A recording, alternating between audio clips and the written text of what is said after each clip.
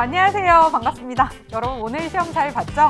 오늘 시험 보고 나서 이렇게 바로 클릭한 학생들도 있을 거고 아니면 시험이 지나고 나서 조금 지나서 좀 쉬다가 이제는 체크해 봐야지 라고 이제 클릭한 학생들도 있을 텐데 일단은 이 강의의 해설을 듣기 위해서 클릭했다 라고 하는 것만으로도 진짜 기특하다 라고 하는 칭찬을 먼저 해드리고 싶고요. 여러분이 시험을 보고 나서는 약간 아쉬운 부분이 있을 것 같아요. 그래서 나는 이 시험을 왜 이렇게 못 봤지? 개인적으로 이렇게 생각하는 친구들도 있을 텐데 여러분들 일단 이제 시험을 보고 나서는 이 시험이 나의 가늠자가 되어준다 라고 하는 생각을 일단 하셨으면 좋겠어요. 이제 가늠자다 라고 하는 의미는요.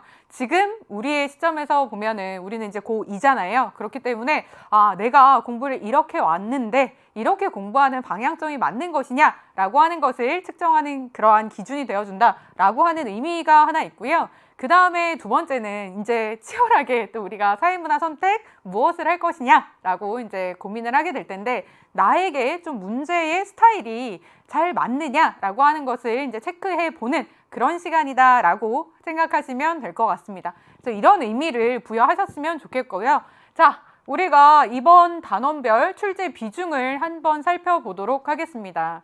지금 사회문화가 전체 대단원 5개로 이루어져 있잖아요. 그래서 이렇게 되어 있는데 우리의 시험 범위는 여기서 조금 끊겼습니다. 그래서 3단원 중에서 중단원 1단원 문화의 이해라고 하는 파트까지 이제 출제가 되었기 때문에 사실은 이제 전체 주제를 다 다루지는 않았다라고 하는 거 기억을 하시면 될 것 같고요. 일반적으로 사회문화 이제 문항이 출제되는 이제 비중을 한번 생각을 해보면은요. 전체 이제 사회문화 현상의 탐구를 통틀어서 한 5문항 정도, 이제 플러스 마이너스 이제 있긴 한데요. 5문항 정도가 출제되고 얘는 4문항 정도. 우리가 또 문화와 일상생활도 4문항 정도 출제된다라고 생각을 하고요. 여기서는 이제 3-4문항 출제가 된다. 여기서도 이제 3-4문항이 출제가 된다라고 얘기를 하는데 방금 전에 이제 말씀을 드렸다시피 대단원 3단원 같은 경우 중단원 1단원까지만 시험 범위가 출제가 됐기 때문에 이 부분의 것들이 이쪽으로 살짝 넘어왔다라고 생각을 하시면 되겠습니다. 그래서 실제 우리 시험에 출제 문항수를 따져보면은요. 7문항, 그 다음에 9문항, 4문항 이렇게 출제가 됐습니다. 그래서 지금 1단원도 2단원도 사실은 이제 3단원도 중단원 1단원까지만 출제된 것을 감안하면 굉장히 비중이 높은 파트로 출제가 되었다라고 하는 거 당연히 아실 수가 있을 겁니다. 그렇다 보니까 사실은 이제 수능에서 아주 전형적으로 출제된다라고 하는 문항보다는 조금 더 이제 세밀한 것들을 묻는 문항이 살짝 출제가 됐습니다. 그래서 그런 부분을 좀 감안하셨으면 좋겠고요. 자, 그 다음에 결론적으로 우리가 이런 출제 비중을 다 고려해 봤을 때 난도에 대해서 이제 말을 해보면 전반적으로는 좀 평이하다라고 생각을 하실 수가 있을 것 같습니다. 자, 평이한 이유는 첫 번째 뭐냐면은요. 우리가 전통적으로 사회문화의 킬러 문항이다라고 얘기를 하는 이제 표분석 파트가 출제되지 않았습니다. 그래서 일단 이제 평이하다라고 생각을 하실 수가 있겠고요.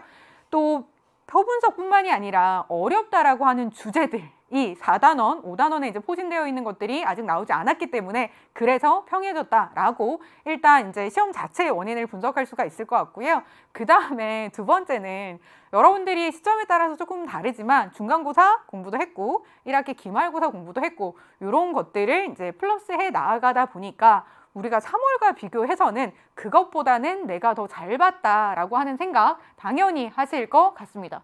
그 중에서 이제 고난도다라고 하면 8번 문항, 이제 10번 문항 정도가 있는데 우리의 고3 수능과 비교해 봤을 때에는요. 고난도이지만 약간 난도 자체가 낮아서 우리의 시험 중에서 고난도가 8번, 10번이다 라고 하는 이야기이지 수능에서 우리가 흔히 킬러 문항이다 라고 하는 수준보다는 살짝 이제 낮게 출제가 되었다 라고 하는 겁니다. 그래서 결론적으로는 평이한 시험이다.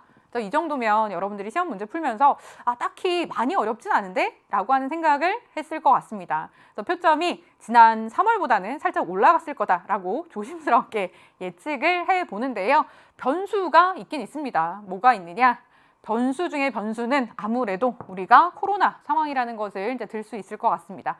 그래서 지난 해에 이제 학생들이 공부했던 거, 또 지지난해 공부했던 거랑 이제 비교를 해보면 아무래도 여러분들이 학교에서 체계적으로 공부하는 데에 좀 차질이 있었을 것이기 때문에 살짝 개념이 이렇게 빵꾸난 부분들이 있을 수가 있어요. 우리 학교에 확진됐다. 그럼 또 이제 또 다 쉬고 막 온라인으로 대체하고 이러는 과정에서 내가 조금 이제 약한 부분이 생겼을 수가 있기 때문에 이것 때문에 평이함에도 불구하고 우리가 아주 쉽다라고 하는 이제 결과는 안 나오지 않을까라고 하는 이제 생각을 하긴 합니다. 그런데 3월보다는 살짝 높아질 것 같다라는 생각을 해서요. 이런 것들을 이제 고려해서 여러분들이 내가 시험을 받고 나는 이런 결과가 나왔는데 이거 어떻게 해석해야겠다라고 하는 것을 적용을 시켜보시면 될 것 같습니다.